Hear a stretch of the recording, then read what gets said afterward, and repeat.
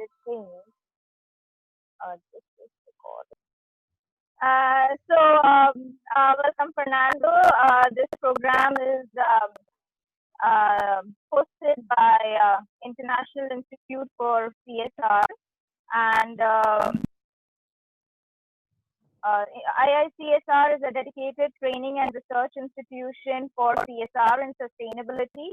We have our media partners, Dainik Bhaskar, which is our outreach partner dedicated to the development sector, and SDGs. SDG Chopal, which has a vision to reach 6 lakh plus villages, enabling localization of SDGs in 10-year-long initiative. It's an initiative by NITI Aayog, and Ensurecer Foundation, which is dedicated towards unanimous growth. I would like to introduce all of you all to Mr. Fernando Casado Cañeque. I hope I've spelled it rightly. He's a doctor in economics and social sciences from University of Barcelona. Learned entrepreneurship from Harvard University and masters on international and public affairs, economics, political development, and journalism from Columbia University School of International and Public Affairs. He's working in the space of CSR and sustainability since 2.5 decades with PwC, United Nations, towards the Human City GlobalCAD Center of Partnership for Development. So welcome to our show, sir. Thank you very much. Thank you very much.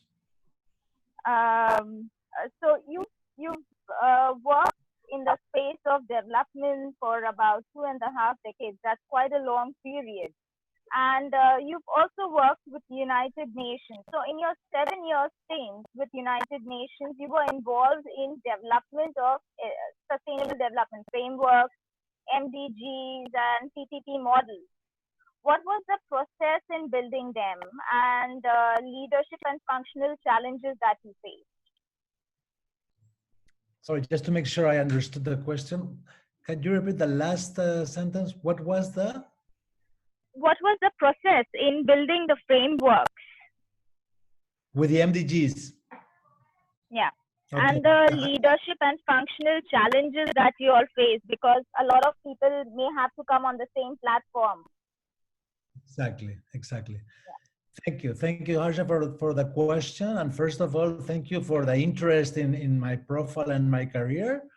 I've worked a lot in India. I admire a lot of the work that you guys are doing, and it's an honor to be in this platform with all of you. So thank you very much for your invitation and for your interest. Concerning your question, when we were working with the UN, framing what they call the Millennium Declaration back in 1999, which spinned off to what were the MDGs, the Millennium Development Goals, which a lot of you, as you will know, is what evolved into eventually after 2015, SDGs, the Sustainable Development Goals. The big challenges with leadership there was clearly political will. I think the Millennium Declaration was probably the first global declaration signed by the biggest number of heads of state and countries that were committing not only to a specific development consensuated goals for the first time, but also to a deadline. And that was like the big difference, because we had a deadline where to commit to the goals. And that was 15 years. And there were also certain commitments in terms of funding and in terms of implementing projects. So I guess the biggest challenge was having very clear what we all had committed to at the highest level of political representation in countries. How would that spin off to ministries, to agencies, to specific funds that got implemented? And as you say, it's funny you mentioned the word leadership, because one thing I learned through the process is there were very committed and very motivated political officials within the many countries we dealt with in that process that really believed in the process and really wanted to be change agents and made that happen from the political perspective and from the public institutions that were engaged on the program, and from the private sector. You know, there was a huge movement of private companies through Global Compact, but also engaging CSR programs to MDG achievements prior to the SDGs, that was working quite well. I look at it back now, and I think we failed in general to achieve what we wanted to. So results, in terms of results, we did not manage to achieve the results we aimed at. However, we did manage to create a momentum that achieved some challenge, some results, but especially achieved a willingness that we wanted to do things different. We wanted to do things more together through partnerships. There was like a big consensus, I think, through that process, that finally they said it's not a responsibility of a public institution nor a private company. That eternal rivalry between public and private got a little diluted into saying we cannot solve this together. There's no way, no sector, no organization, no country, and no company can solve this together. We have to create a common framework of partnership building to add forces and implement jointly. And that required a lot of leadership. Leadership, which I would say in a very horizontal perspective.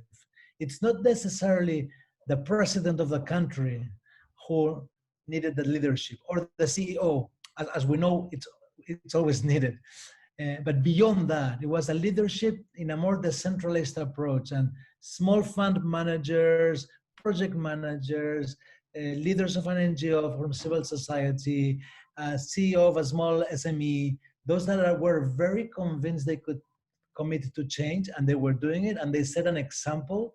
They motivated people through that example, and I think that created a very interesting and beautiful momentum to witness, because having worked, as you were saying, in development for so much time, it's atypical that so many people, through their own personal leadership, joined to this, to transform change, and led to what has been led now. The SDGs, I think they are very mainstream, and everybody is at least aiming at them. So that was a big lesson to learn. Okay, that's quite a challenging task. Now, you have worked on development issues from New York to Africa, the two extremes on our planet. What are the initiatives taken to make each one more evolved in terms of CSR and sustainability? Okay. Yes, I think the different landscapes are very challenging, as you say. And I think that in more evolved economies, the challenge big companies have through the CSR programs are aligned with their global reputation and global markets. You know, when we were working in New York, and we've worked in a lot of the major, what we would call the development capitals, like Washington, DC, Paris, Geneva, Brussels, where the big international multilateral organizations are, and where most of the funds, the traditional funds, I think now everything has changed, but the traditional funds for development were based. So companies there were very engaged through global approaches. And part of their commitment was to promote a communication strategy of how they wanted to shift to change, and programs that affected different regions in the world. So it was really like a global strategy, global funds with global strategy. Advantages and interesting things of working there. You talked about all the challenges of the world and priorities from the CSR managers based on their markets, and from the multilateral funds based on their development territorial challenges. And we, as after I left the UN, as you know, I created a Center of Partnerships for Development, GlobalCAD, which we merged this interest. how companies could contribute to multilateral funds and vice versa in a co-funding approach with one main objective, to maximize social impact. And that was done at a global level in a very beautiful way because all the players were there, the money was there, the willingness and the commitment were there. And something that helped, let's not be too idealistic, major mass media outlets were there. So anything that happened there reached very, very quickly, like international mainstream media. And of course, a lot of these communications need that media attention because at the end, it's part of a communication effort with a CSR approach. You know, they're trying to position the company among their markets. In Africa was completely different. We worked there more with SME leaders who were dealing with daily challenges and trying to solve their daily problems. We really saw how the SDGs, and in that time the MDGs, were affecting everybody's lives. And the consequences of not having success in achieving the MDGs were very visible in the wife of the person you were working with could not go to the hospital, their kids could not go to school. There was a lot of child mortality in many places. Now, we were working also in many rural areas of Africa. I specify it because in other places that we also work, of course, it's not like that. But the challenges there were how to overcome these daily challenges and thrive through your economic activity. And what we saw there is really the entrepreneurship skill of challenging adversity at no matter the cost and overcoming each barrier was really, really impressive and really fulfilling to see, you know, to a point. And Dr. Hopkins mentioned the teachings he said when we were working then at Columbia University and also at Harvard. We said, I mean, these people that we work with in Africa, these social entrepreneurs by nature, because any entrepreneur is social because of the consequences they work and operate.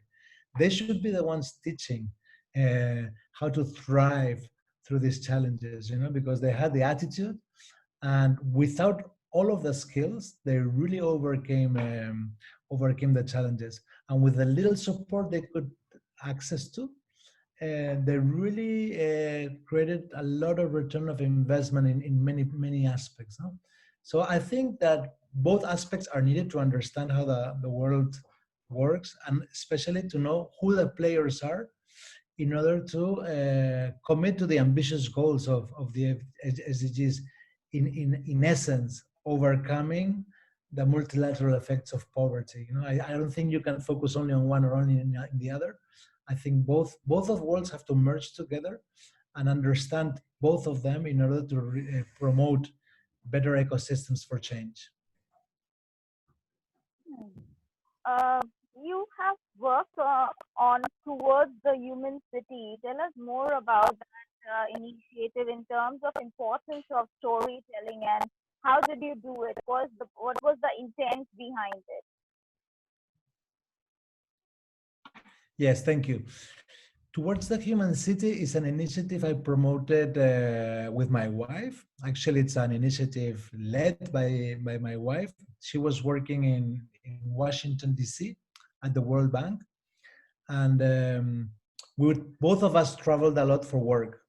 And we decided that if we didn't want to come back to Barcelona, which both of us are from Barcelona, we consider a very nice city and we love our city, which city would we go?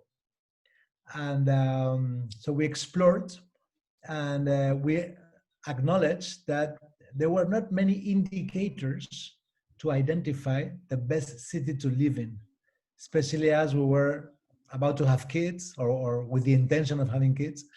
And so we were thinking of like a young family with kids. No?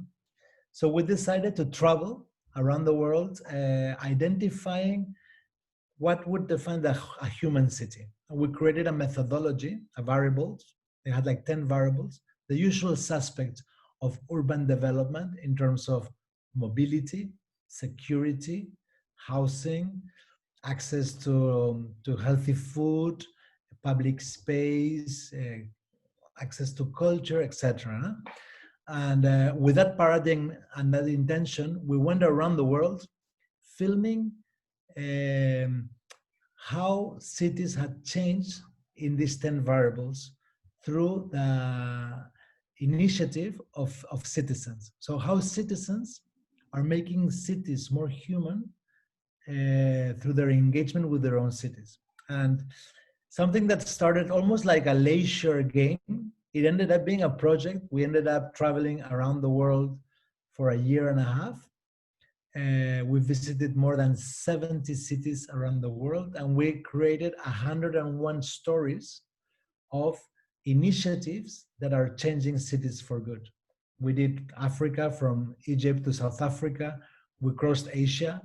We were in India, actually. We were in Mumbai, in Delhi, in Dehradun, in Bangalore, and it was an amazing experience. Um, I'm also a journalist, not only economist. So we do film human stories, human storytelling. So we were filming how citizens were changing all these cities through their initiatives, and and it was a very empowering experience for both of us. Life changing, of course, and convinced us that many people in the world are very engaged with social change, and in many cities are transforming themselves beyond the economic progress they have, the access to markets, or the political stability and political institutions that a lot of people claim, which are necessary ingredients, but also because of their citizens, the commitment of their citizens who are engaged with their city and every day go down to the streets to change it for good. And we saw a lot of that, all documented, by the way, in towardsthehumancity.org. Very welcome to see. And yeah, we returned in 2018, and now we're based here. Excellent. So you were in India. So what was your experience like being in our country, and where all did you come in Mumbai, and what was the story that you shot in our country?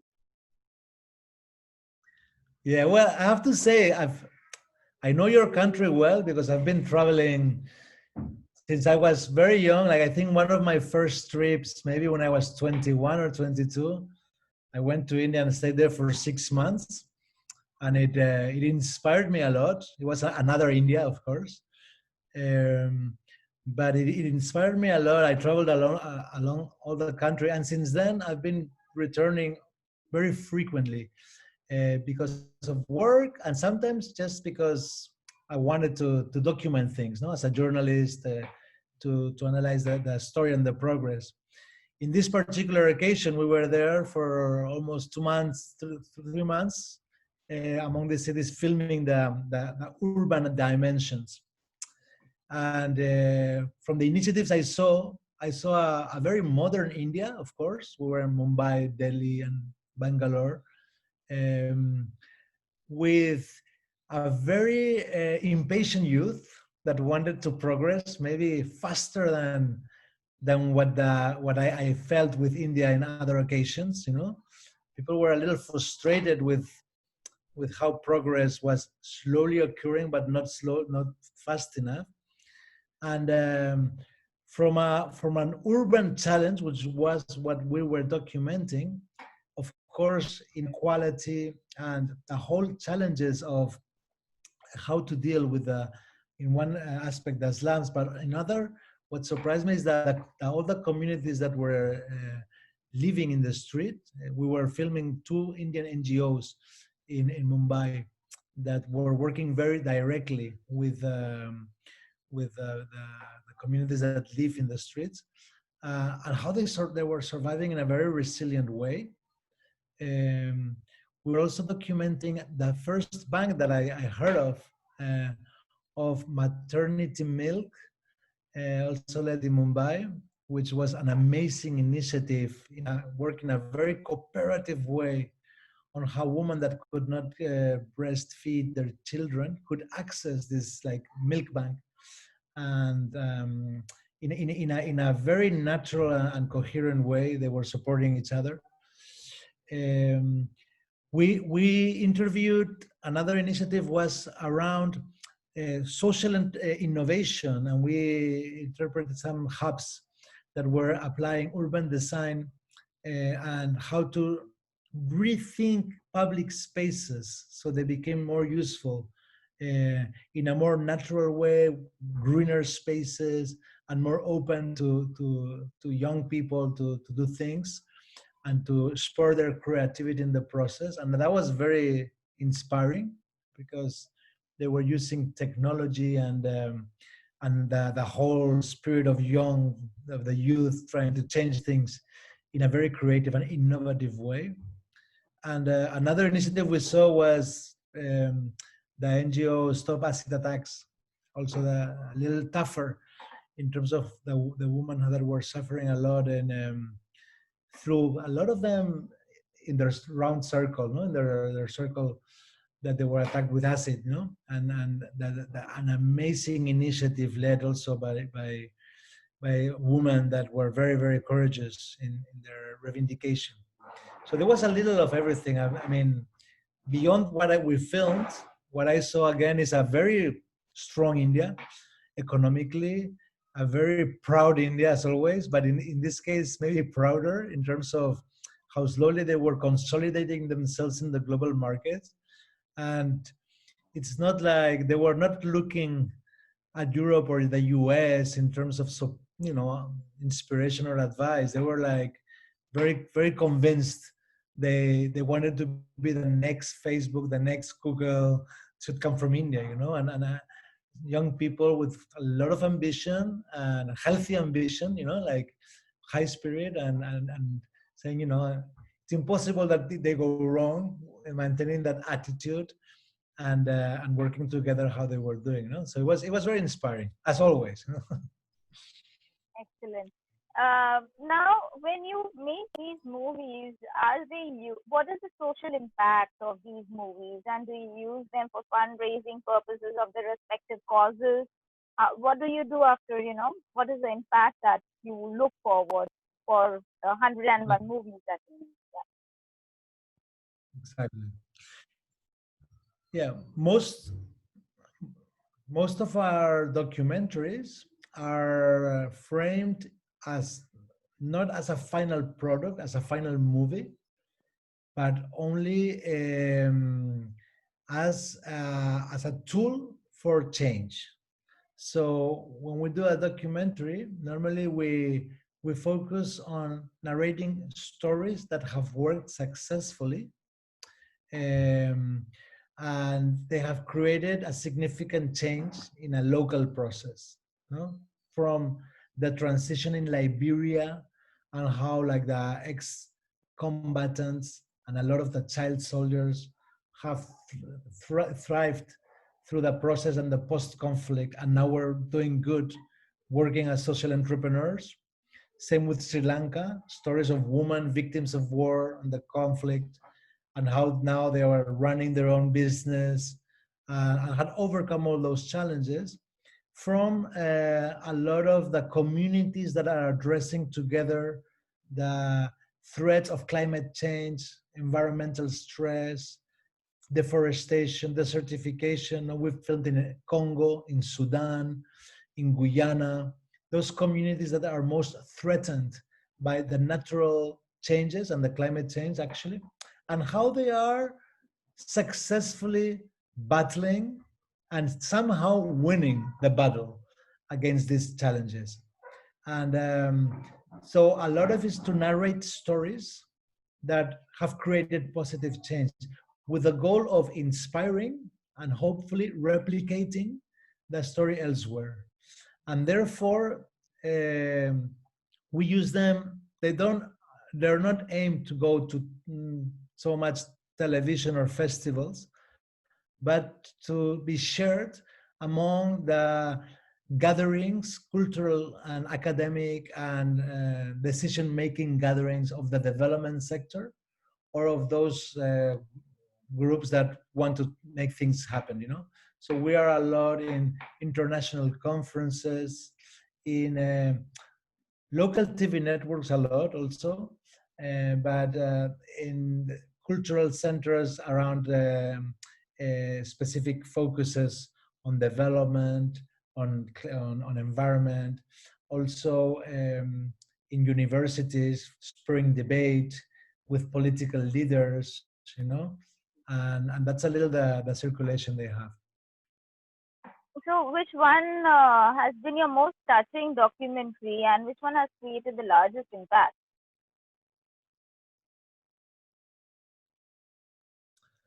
Thank you for the question. I mean, I think that would be very personal. How would you measure success? Uh, in terms of views and media impact, I guess the whole series of Red Plus and deforestation has been the most viewed, I would guess. They are the ones that we filmed a lot with these communities living under the challenges of deforestation.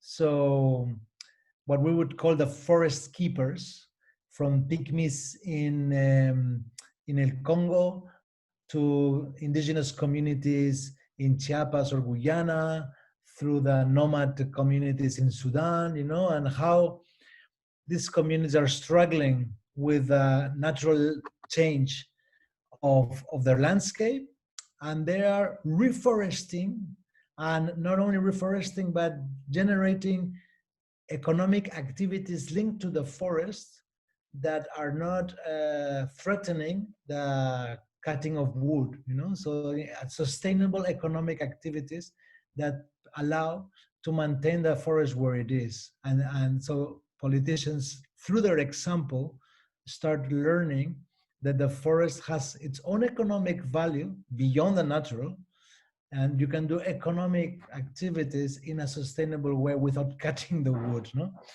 And that was quite successful in terms of distribution. And so maybe the one I'm more personally linked is one called Aquí y Allá, which in Spanish is called Here and There, where we filmed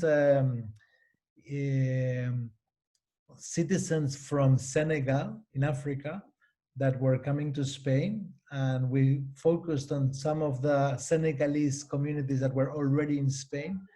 And then we went to Africa and filmed them there. And we filmed a lot of the kids that had come in an illegal boat, crossing the desert by foot, going through amazing challenges, risking their lives and watching a lot of their friends die in the process until they came to Barcelona.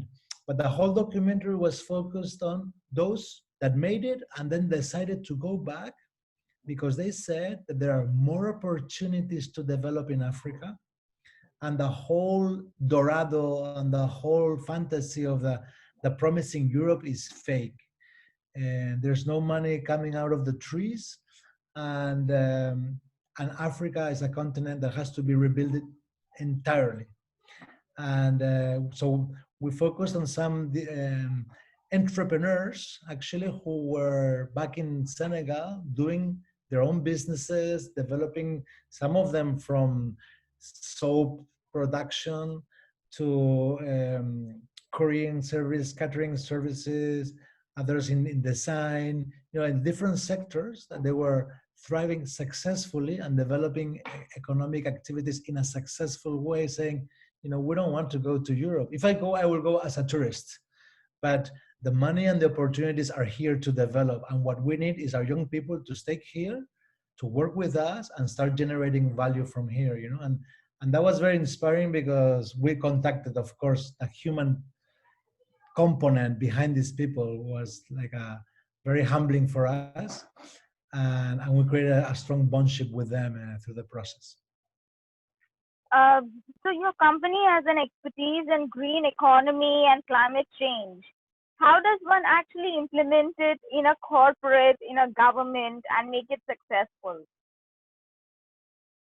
Okay. Well, we do work a lot with the climate change approach, and we have a whole series of methodological approaches to help governments and corporations to become more efficient with natural resources and have a positive impact with their environment. Um, how is that done? We work a lot with the framework of the circular economy and the life value analysis. So for us, an economic activity is a circular activity from you acquire natural resources to distribute them and produce an activity that consumes them. And through that process, you generate externalities in the form of CO2 emissions, water spills, energy, etc. Um, until the recycling or land composting or landfill that frames the end of that product. Even with our services, we also find that the completion approach. So through that process, we try to identify, first of all, from a design perspective, which is what, in our opinion, was missing for a long time. How do we make products or how we deliver services in a more intelligent, in a way imitating nature, because nature never leaves anything behind. It uses everything. Um, and it was kind of incoherent that very smart people running very competitive companies, after their product, there was such a spillover of things that were not useful, were not being reused, recycled, or and so we did not consider as a negative externality. We consider that as an inefficient outcome from a non-properly designed product or service. And we focus a lot on that, on how to think better, put brilliant minds around the process, and how to be more intelligent in how to do a life cycle process that uses less, needs less, recycles more, and provides more. And nature does that, so it's a question of imitating. We've worked a lot through that process, and we know it works. And a question is how to implement it. And you mentioned also governments. I think that the role of governments is very important because they are the ones that create the enabling environment for this to happen. And I think that beyond the regulatory perspective of how to put a tax on externalities or not, without getting into that, there are a lot of incentives, a lot of carrots. Between the carrot and the stick, there are a lot of carrots to be put in place to help these companies drive through a change in a more efficient, environmental, and sustainable way.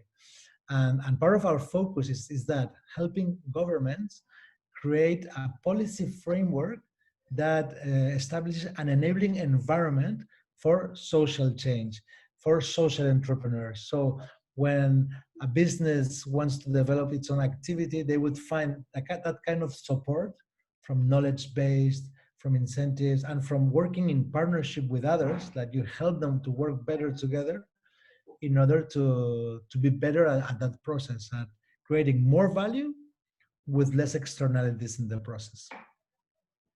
Okay. You have also worked on sustainable cities. So what are the success indicators between a sustainable city and sustainable villages? Sustainable city and what, sorry? Sustainable villages, what is the difference? And what are the success indicators that you all would define? Okay. Yeah. When we talk about cities, one thing we noticed is a lot of people try to frame cities as if there was a confrontation between urban and rural. And we did not saw that, in the sense that we think there are a lot of linkages which need to be strengthened, and a lot of territory which we would call peri-urban that is essential for sustainability. So the density of cities, I think, is very positive if it's managed properly for sustainability. If you had to spread it out, all the citizens as the density you have in villages, it would be very challenging. But of course, given that factor, you cannot produce and be self-sustainable, self-sufficient in that territory with that density. Therefore, the proper balance between the rural and the urban working together in a concrete territory is essential to guarantee sustainability. Also, I think there's an issue with scale. I think cities, the megapolis is a big challenge. And if the trend was to grow exponentially through a increase of demographics around megapolis, the sustainability challenge is going to be huge. And I think that one of the trends that urbanists, I'm not an urbanist, but I read a lot, wise urbanists, are recommending is to emphasis in sustainable growth in secondary cities, so not focus on the capital of the country and all the opportunities are focused there, but have a more decentralized growth focused on secondary cities, trying to maintain a human scale of those secondary cities with job opportunities, with human mobility around it. In a way, challenges remain also an appropriate scale to be addressed, and policymakers of local governments can handle them. Because the problem with these huge megapolis is at the end, they are like ungovernable in a way. And so I think that the scale is very important, and how to focus on where the growth, the demographic growth in the coming 30 years will occur is very important. And we do have a certain influence on that, in how to make things easier in certain territories, and how we can channel a little the demographic growth to maintain that human scale approach. Beyond that, there are certain factors that determine completely the sustainability of a city or a village. One clear one is mobility. And I think this is one of the biggest challenges that a lot of cities are facing with. Uh, there's others like housing, of course, energy and water efficiency, but I think mobility determines a lot, many of the challenges. No matter what you do, you cannot talk about a sustainable city, no matter how high tech you are and how dignity of people you have, etc.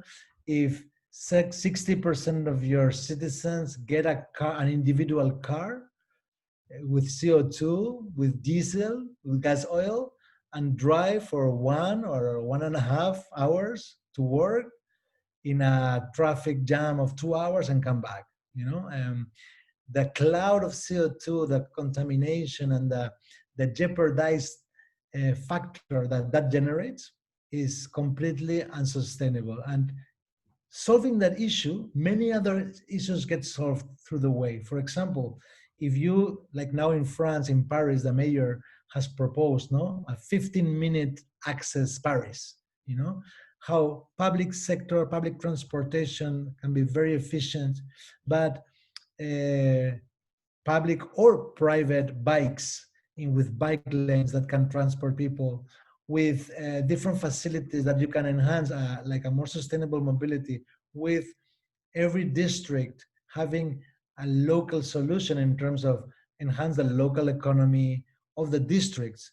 So you don't have a place where all the industry is, where no restaurants or where no leisure, you cannot find anything there, and the other place where all the shops are, kind of like have mixed districts, etc. This is the trend that a lot of the cities that are thinking intelligent, not in the terms of a smart city, tech city, but smart citizen cities are doing, in order to become more sustainable.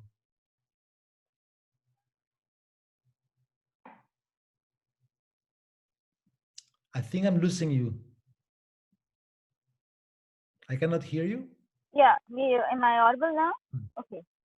Yes. So now, according to you, what should be CSR post COVID-19? What kind of developmental activities should we take and the private sector should engage in? Yeah, thank you.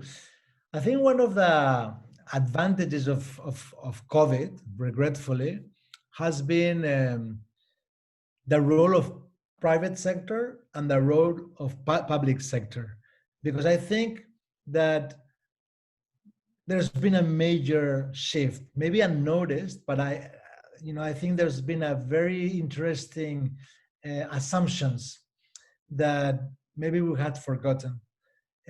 First of all, when the whole pandemic came to Europe, there was a very, very strong reaction by governments. And I think that was very interesting because in the battle between public versus private and who's more efficient, and this whole eternal dilemma, the invisible hand, and the environmentalists say, well, you have the invisible elbow that disallocates what the invisible hand is putting. I think that when a huge pandemic comes, you realize there are public things that need to be strengthened in order to respond to this.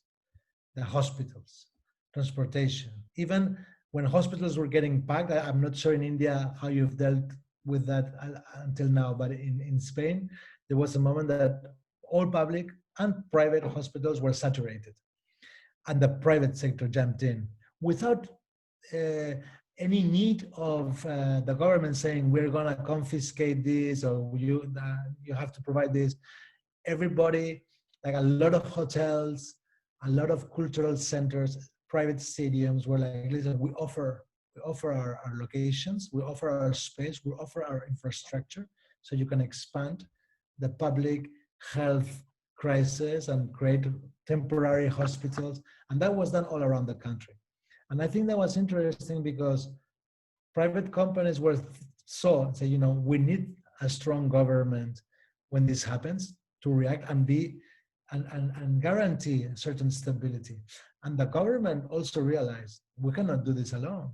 We need strong companies that that this happened, they stepped in and start offering solutions and start offering what they could in order to propose a solution. So I think that talking about COVID, I would differentiate two phases.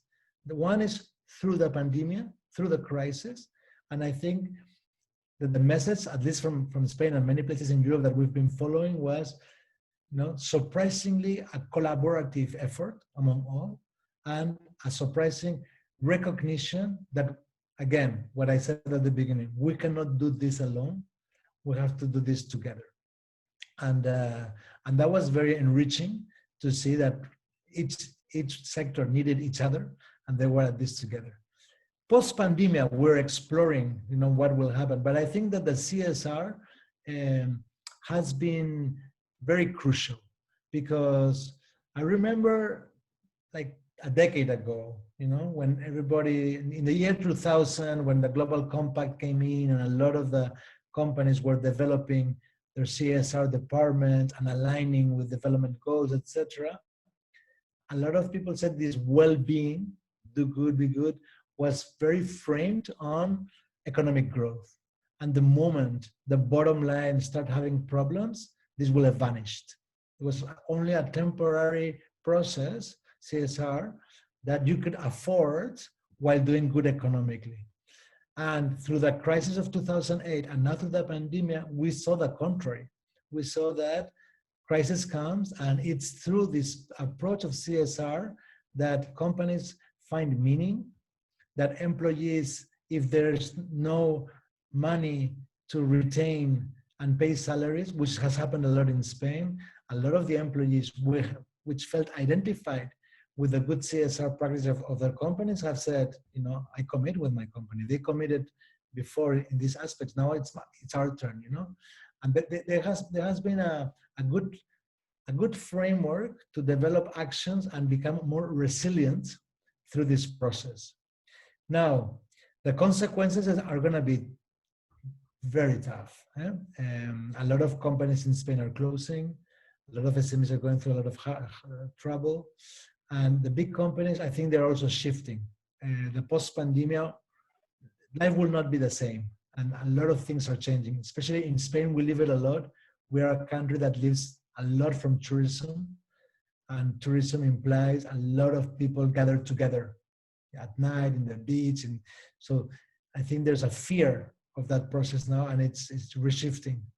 But those companies that have established CSR departments have learned to listen to society and adapt their product and their value accordingly to be aligned with society's needs. They are the ones who are changing faster.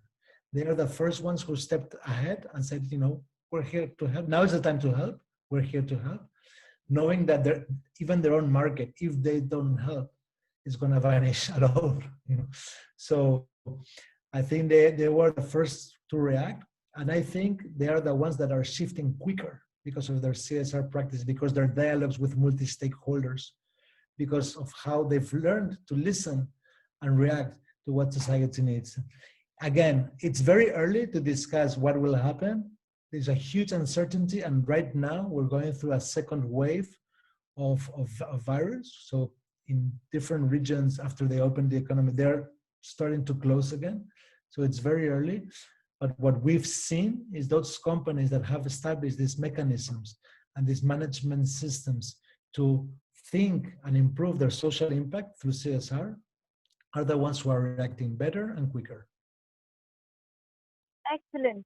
That was great, a great thought process on how we can spend CSR amounts during and post the COVID-19. I have activated Dr. Hopkins. I've activated videos and everything now. Where are you? Please, everyone can talk, and any questions, please feel free to raise your questions.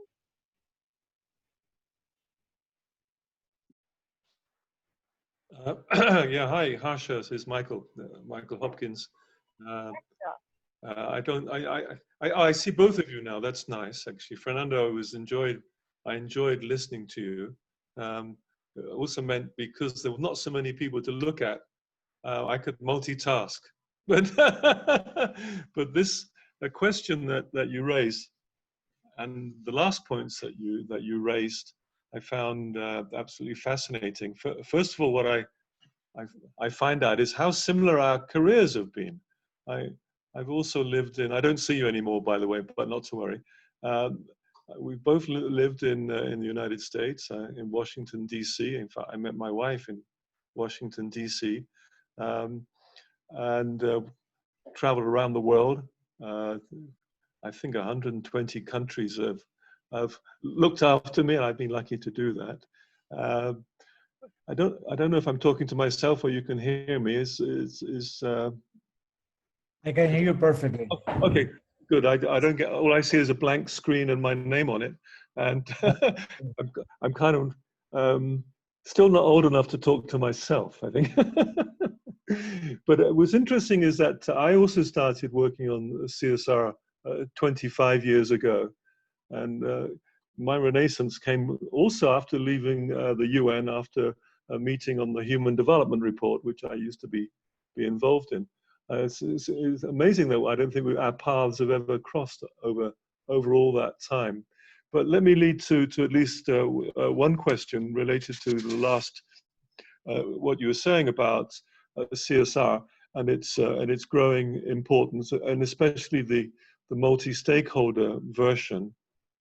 And you're saying that, and I agree with you, that because those companies who are listening to their stakeholders can actually get feedback much quicker than the government. I've been working with both here in Kenya, where I am now, and the government is doing its best, but it's very, very slow to operate, whereas companies are pretty rapid in the sorts of things that they're doing.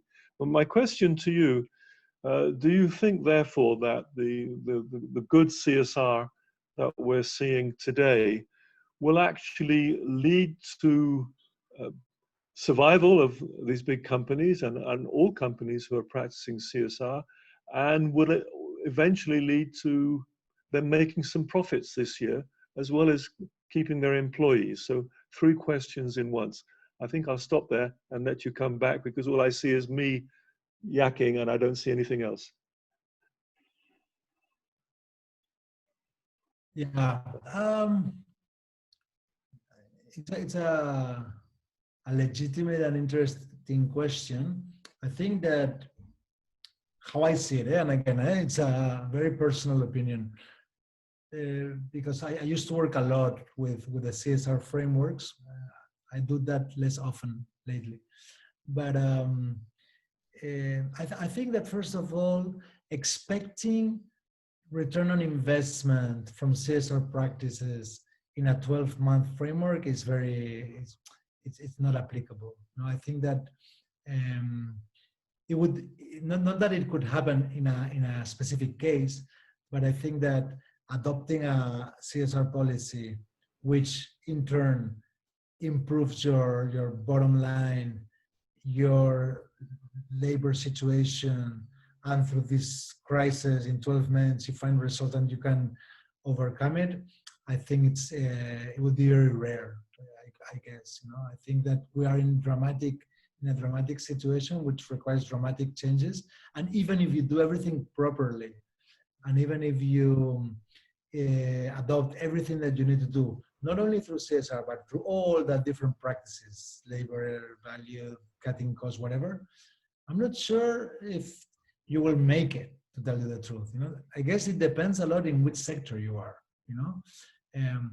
I'm not sure how the airplane sector, for example, can survive no matter what they do if they don't have a big engagement right now with external funds, whether they're from their government, as Air France and British Airways and Alitalia. A lot of the European airlines are having their government now for the first time in many times. Some of them used to be public companies, as you know.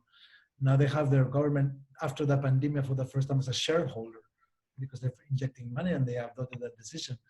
This is very rare. Now, yeah, a natural tendency shouldn't go that way, but you know, it's a very extreme situation. So these kind of sectors, what will happen to them, we don't know.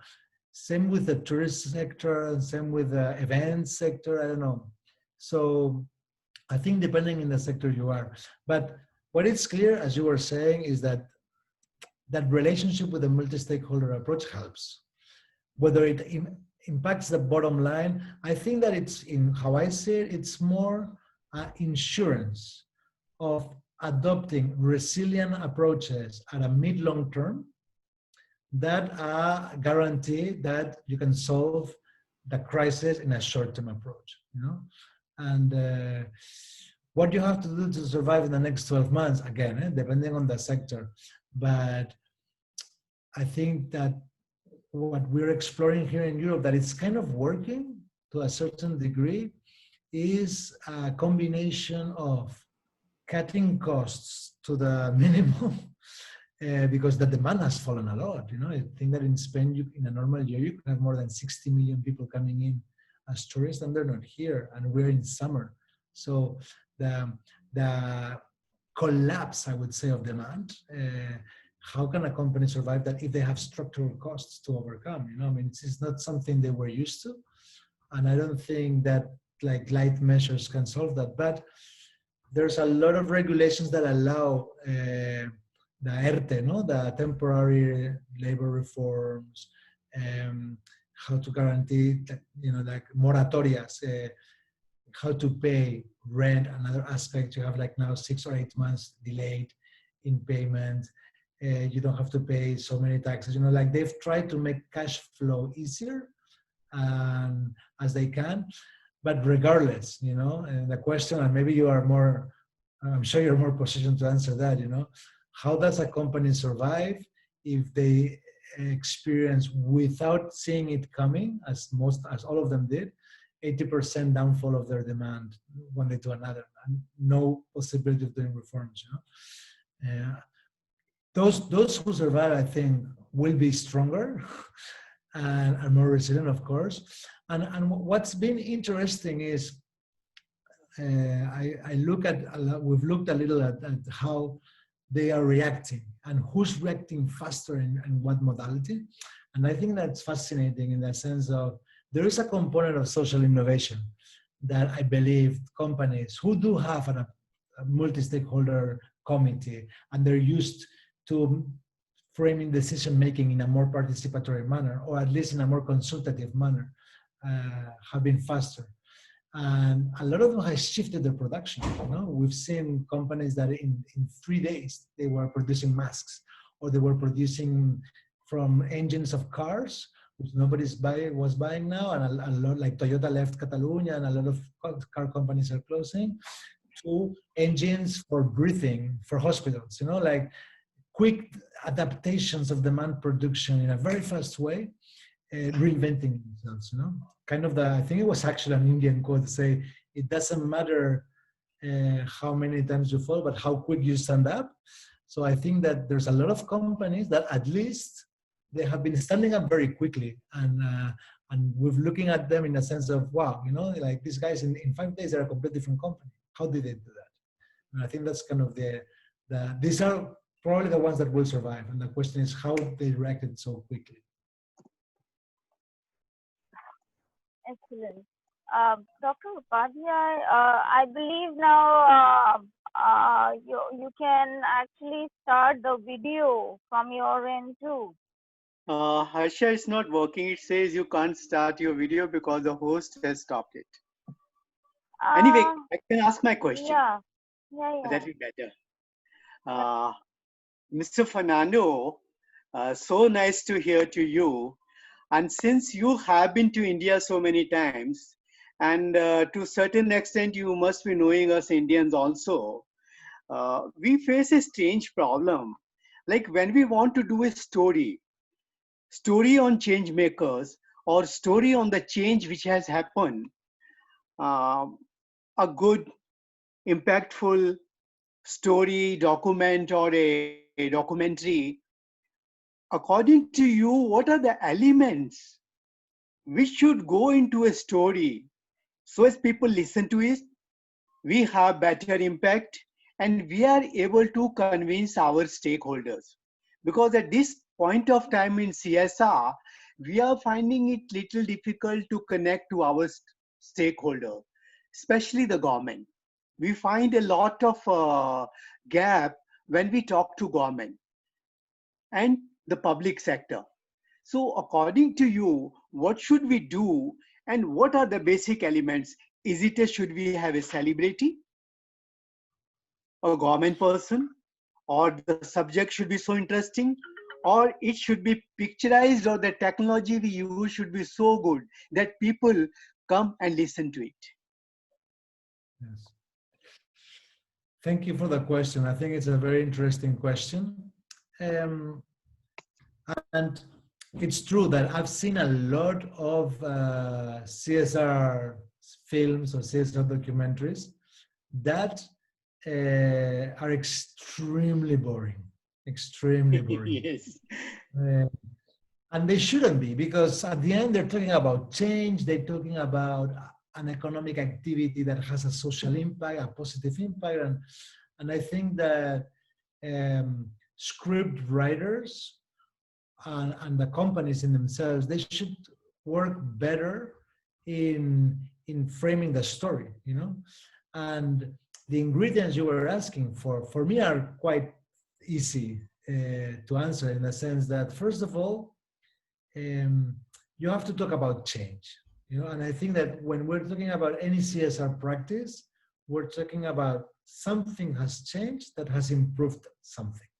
So how a company changes to increase their social is very interesting.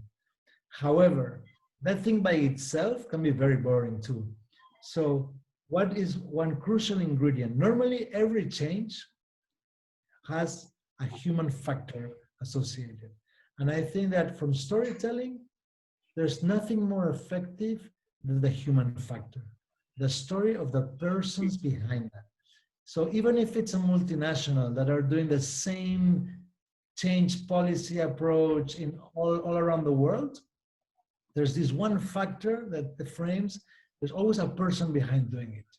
And if, for example, you create a gender policy and you establish a gender corporate policy in the company, and women of your company now feel more respected and more empowered, and they can contribute more in a productive way to the company's goals. Narrating this from a corporate perspective is PR, and a lot of them do that. Talking about, for example, what Sofia in Bolivia is doing when she goes to work and how she felt before those policies were into place, discriminated or not represented, or going back home with her kids and finding out, 3 kids that she's struggling to give them opportunities to go to school. And she has a great idea for the company, but she has to sleep there without sharing it because there's no space for her. No one is listening to her.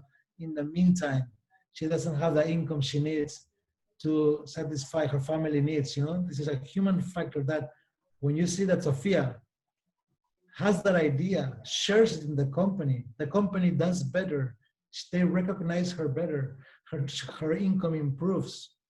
She can become more income provider. All these things that are tending around a good decision because someone in the company allowed that everybody could bring great ideas and they're open to change, and especially women who are normally in many sectors, the ones exposed to the challenges of operations can bring the better ideas. That's a story. Someone who watches that will like it or not, but it's not going to bore them, the story of Sofia. You know what I mean? So that component of human factor, we always try to look at it. And if you come as me from the development sector, we believe that the development sector is filled with anonymous heroes. I've always been learning a lot from them because at the end, there's people who thrive more, go through more struggles, and every day in an anonymous way, in a silent way, they change so many things that every time I meet one, I'm like, I would do a documentary for each one of them, because it's really about how they are dealing with everything and how they're struggling with everything and how they thrive through everything. And I think there's a lot of stories to be made from there. And that's a script that can work anywhere. So those are your ingredients, the people. Very nice. Now I can see all of you for the first time. Yes. Most of you. Now I believe that the cameras, everything is working, so I'm thankful. I've been testing everything out. I'd like to also welcome Lurubin with us. Lurubin is offering a course on value creation by ESG reporting. And Lurubin, would you like to words away? Yeah. Hi, Asha. Hi, Fernando. It was great to hear, from you. Being, in India, or close to India for many years, and emerging markets, the subject of and being a European, I'm French, so we are close neighbor actually. So the bridge between two culture where CSR is actually probably something in the mindset of many of us since a very long time, and working on different framework and how to institutionalize them could be very interesting. And what I like is probably things where we have to push things forward, like ESG or SDGs. Why is because it was the vision of Kofi Annan, of course, in the beginning of the years 2000s. It's to link that with the nervous center of our of our society, which is the financial the financial sphere. Coming from this professionally, I mean it has necessarily an impact, It's very interesting how, to integrate, our financial sphere and so the financial reporting and the non-financial reporting being together. So reporting is just a way of saying that we have some action, financial action, non-financial action, but they are not separated. They are, they have to be together, and they have to produce value, together.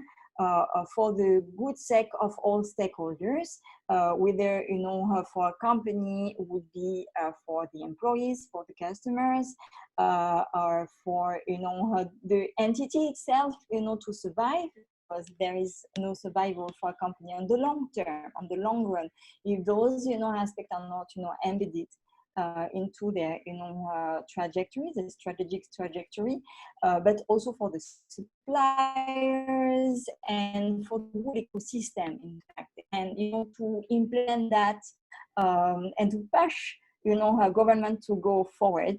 And what I learned in India or in emerging markets vision is they have been close to CSR in a way, okay, or by obligation or not. It has been also a genuine or a very organic, move as well.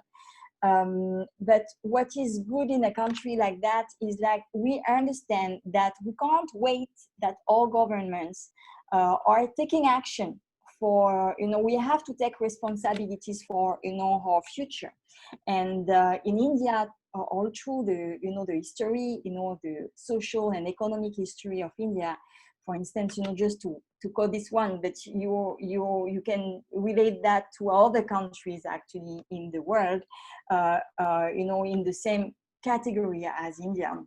But what is great is to see that the change has to come from the bottom. The change has to come from the private, sphere, and it is a way to give an impulse to governments to come with policies that they can enforce, just in order to support a big move. I was actually very interested by your points on circular, economy. And I wish, that we can institutionalize, in fact, this aspect, in a country like India.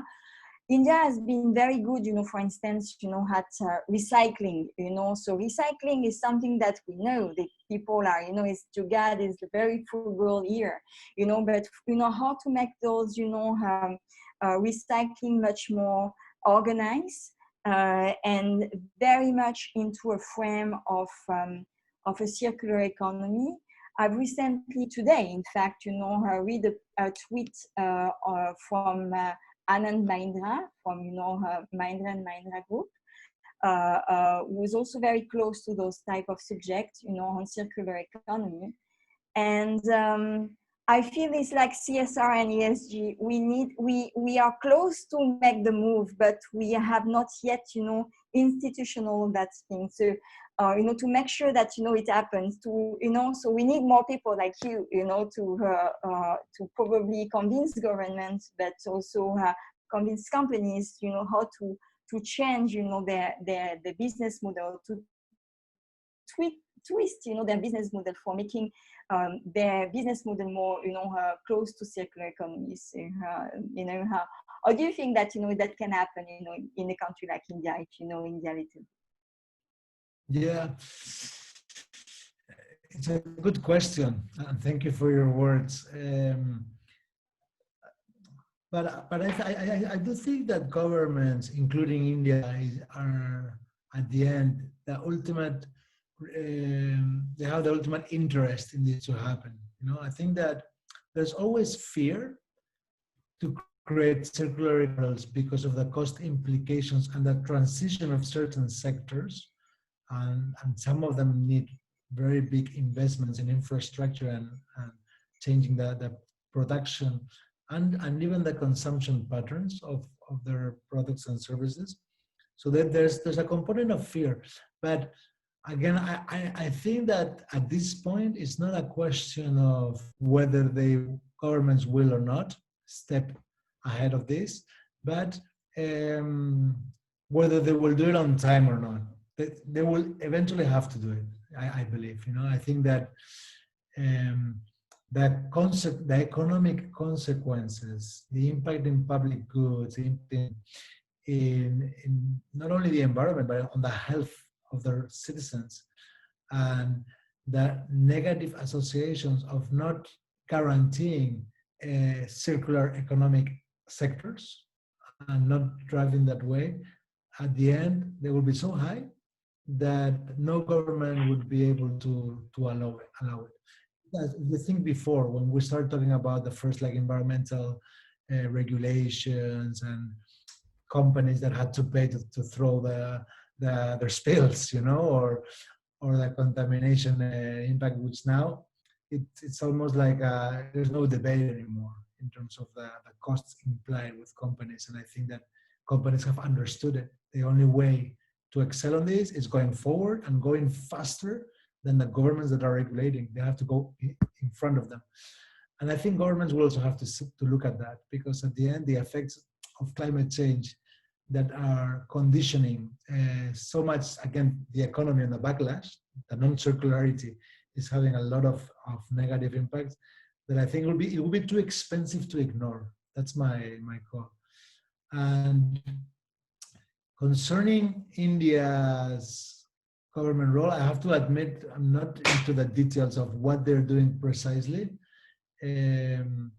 But knowing them in terms of how they've been engaging, I think that I'm sure they have a plan to establish a transition, and probably as many others governments have tried, and mine also, Europe also. You want to delay certain aspects. You want to delay certain aspects because the first consequence of your proposal is job loss and sometimes economic costs. Sometimes, if you don't do it properly or with a proper transition. That's why we don't call this. This cannot be a radical change. We call it in Europe it's fashionable the ecological transition. How long the transition could last, we don't know, but it is a transition that goes from where we are to a more circular, sustainable, inclusive economy by nature. And if we don't follow that, consequences will be too high. So my conclusion is, it's coming to a point it's going to be too costly to ignore. Yeah, I think so.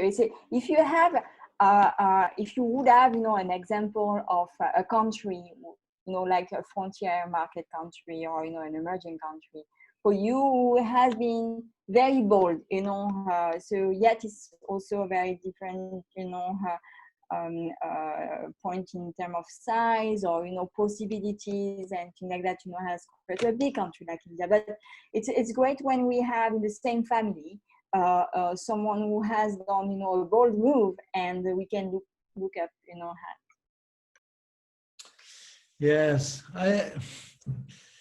after doing the project of Towards the Human City, which we visited so many cities around the world with this kind of goal of identifying the perfect human city, one of our conclusions was the uselessness in comparing cities or countries, or the risks, maybe the risks, because I think that each country has so many particularities and such a strong historical history of how decisions are made, and like in India, for example, the richness of their democratic system, the biggest democracy in the world, and the decentralization of the regions, and how decisions and national policies are managed is so complex that I don't think an example of another country can be of a guidance. I mean, when we talk about circular economy, everybody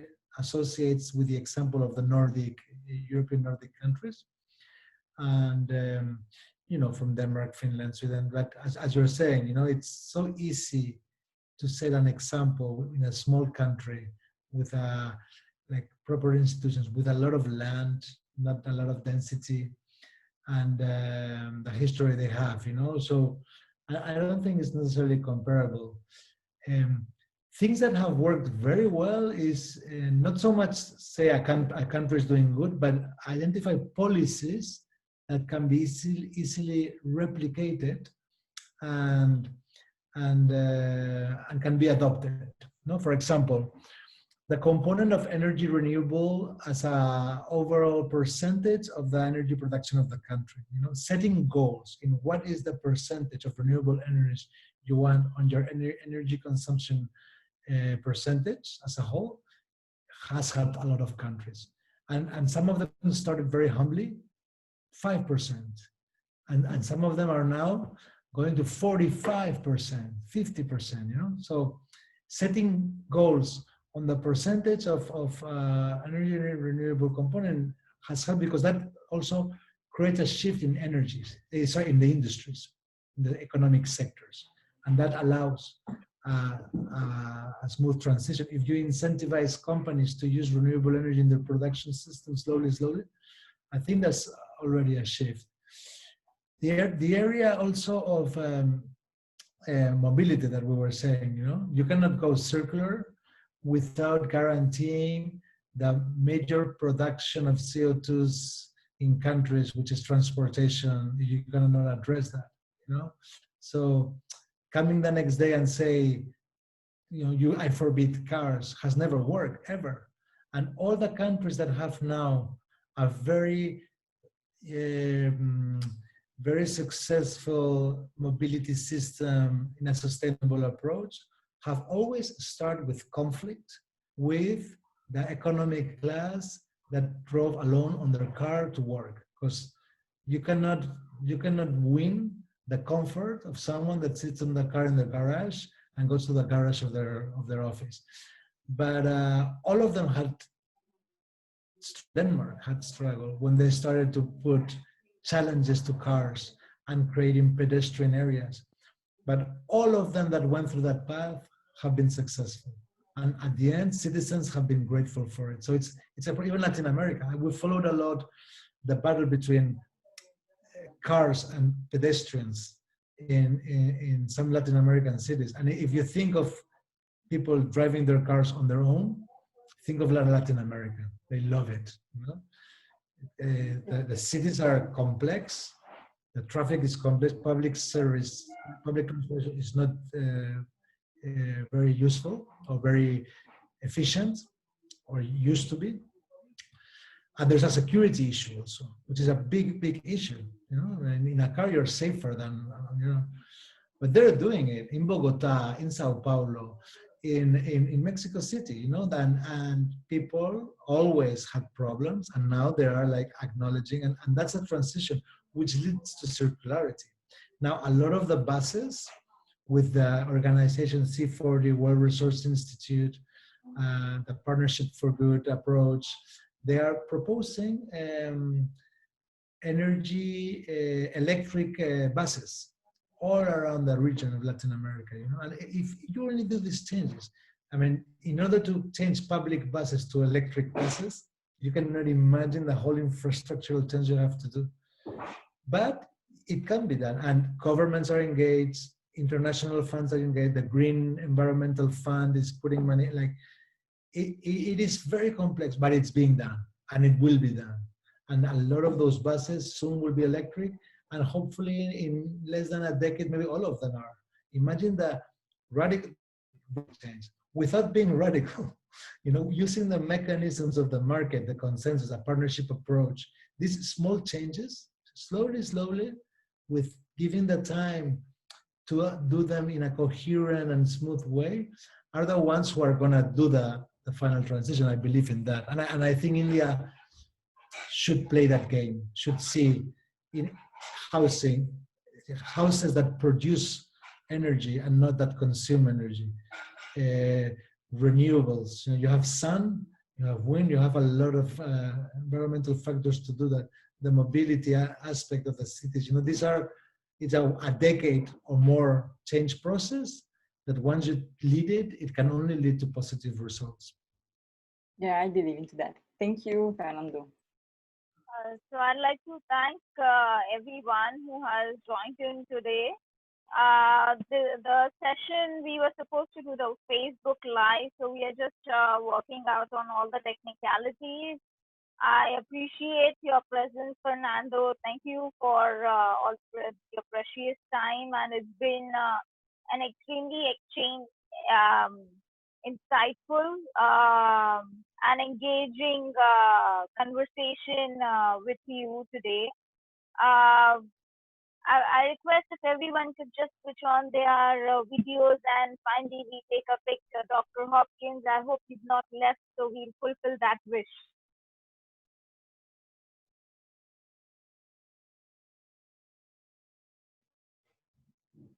Yeah.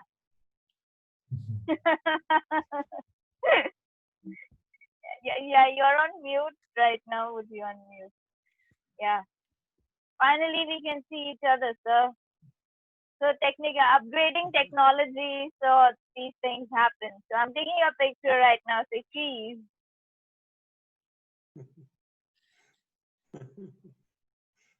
Yeah. I'd like to thank Ludwin also to join in, Dr. Upadhyay, Mr. Rekha, Shivangini, and Charulata. Thank you for just being there. Thank you. Namaste. Thank you so much. We'll be in contact.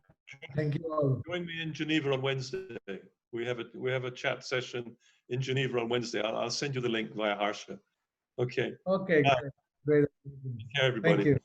We'll be in Bye-bye. contact. Fernando, excellent work. Bye-bye. Thank you.